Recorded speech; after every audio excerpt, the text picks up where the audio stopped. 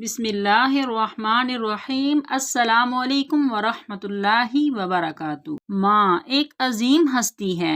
میں ماں کو فقط ایک لفظ نہیں سمجھتی، کیونکہ ایک لفظ کے ایک یا ایک سے زیادہ معنی ہوتے ہیں، لیکن ماں تو اپنے اندر بے پناہ مفہوم اور بے شمار معانی لیے ہوئے ہے، تو پھر ہم اسے ایک لفظ سے کیسے سمجھ سکتے ہیں؟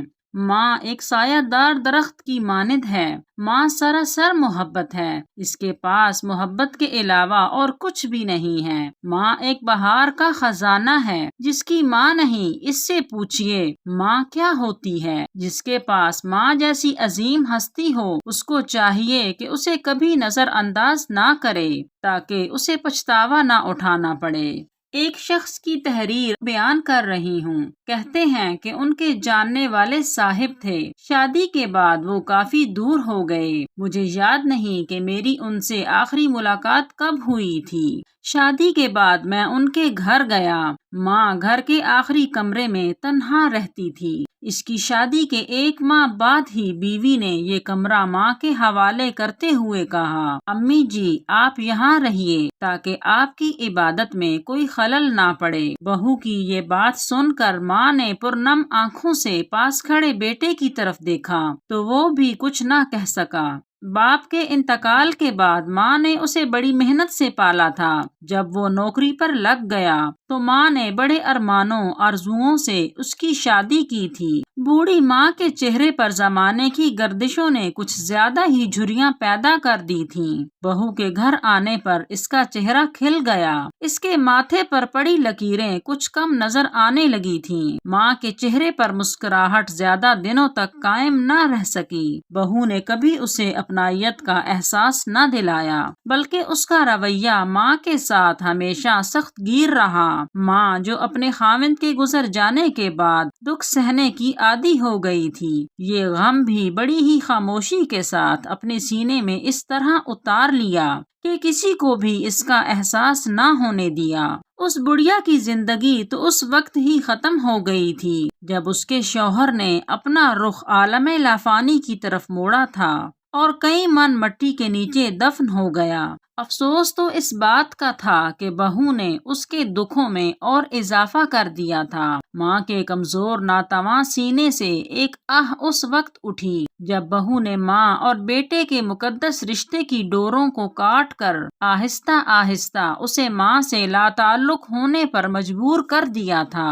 رفتہ رفتہ بیٹے نے بھی بے اعتنائی برتنی شروع کر دی۔ سب کچھ جانتے ہوئے، سب کچھ سمجھتے ہوئے بھی ماں نے کبھی کچھ نہ کہا، صبر کا دامن کبھی نہ چھوڑا۔ شادی سے پہلے جب وہ تھکا ہارا ڈیوٹی سے آتا، اسے ماں سے مل کر بڑی راحت محسوس ہوتی تھی۔ ماں اس کے سر پر شفقت کا ہاتھ پھیرتی اور دعائیں دیتی تو اسے سکون قلب ملتا اور دن بھر کی ساری تھکن بھول جاتا تھا۔ مگر اب اسے ماں سے ملنے کا اتفاق ہی ہوتا تھا۔ اب ڈیوٹی سے واپسی کے بعد اس کا سارا وقت بیوی اور بچوں میں ہی صرف ہو جاتا تھا۔ پھر چند دن بعد ماں بیمار رہنے لگی اور اپنے کمرے سے بہت کم ہی باہر نکلتی تھی۔ ایک رات جب وہ سونے کی تیاری کر رہا تھا تو اس کی بیوی نے اسے بتایا کہ ماں کی طبیعت اچانک بگڑ گئی ہے، آپ چل کر دیکھ لیں۔ جب وہ ماں کے کمرے میں گیا تو اس کے پیروں کے نیچے سے زمین تھر تھراتی محسوس ہوئی۔ اسے احساس ہی نہ ہوا کہ ماں کی حالت اتنی بگڑ گئی، اس کی سانسیں دم توڑ رہی تھیں۔ بیوی نے اسے کبھی نہ بتایا کہ ماں اس قدر بیمار ہو گئی ہے۔ کچھ دن پہلے پوچھنے پر صرف اتنا بتایا کہ ماں کی صحت کچھ ٹھیک نہیں ہے، پریشانی کی کوئی بات نہیں ہے، میں دیکھ بھال کر رہی ہوں۔ اس وقت اسے بیوی کے سفید جھوٹ پر بہت غصہ آ رہا تھا۔ اس نے کبھی ماں کو اہمیت ہی نہیں دی، بلکہ ایک بوجھ سمجھتی رہی۔ وہ تو ہمیشہ اس خیال میں رہتی تھی کہ کیسے کب اس سے نجات ملے، اور آج بیوی کی سوچیں پوری ہوتی نظر آ رہی تھیں، مگر وہ بھی اس میں برابر کا شریک تھا۔ اس نے کبھی ماں کی خیریت نہیں پوچھی تھی۔ اسے اب ماں کی ضرورت ہی کیا تھی، بڑا ہو گیا تھا۔ وہ نہایت افسردگی کے ساتھ اس عظیم ہستی کے آگے نظریں نیچے کیے کھڑا تھا، جس نے برے حالات میں اس کی پرورش کے لیے اپنا سب کچھ قربان کر دیا تھا۔ جس نے بے پناہ الفت و محبت کے موتی اس پر نچھاور کیے تھے، جس نے سخت سردی میں اپنی پرواہ کیے بغیر اپنے لال کی حفاظت کی تھی۔ ساری رات بے ہوشی کے بعد سویرے ماں ہمیشہ کے لیے خاموش ہو گئی۔ اس کا بوڑھا اور لاغر وجود قسم پرسی کی حالت میں ساکت پڑا تھا اور آنکھیں خلا میں تک رہی تھیں، اور ماں کے کھلے ہونٹ کچھ کہہ رہے تھے یا کہنے کے لیے بے تاب تھے۔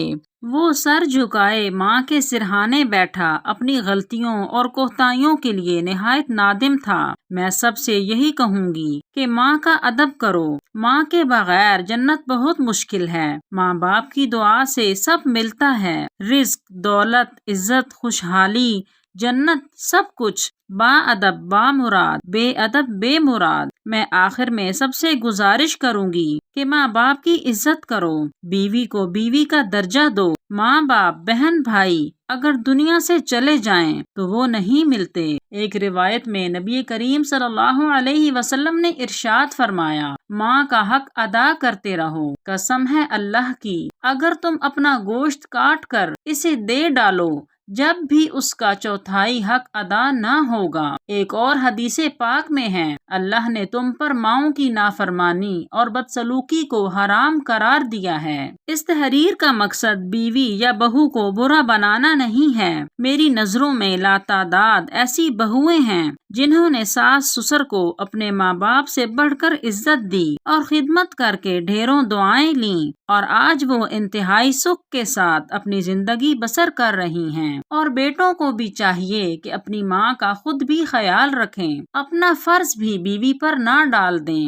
ویڈیو اچھی لگے تو لائک کریں اور میرے چینل کو ابھی سبسکرائب کریں۔ جزاک اللہ۔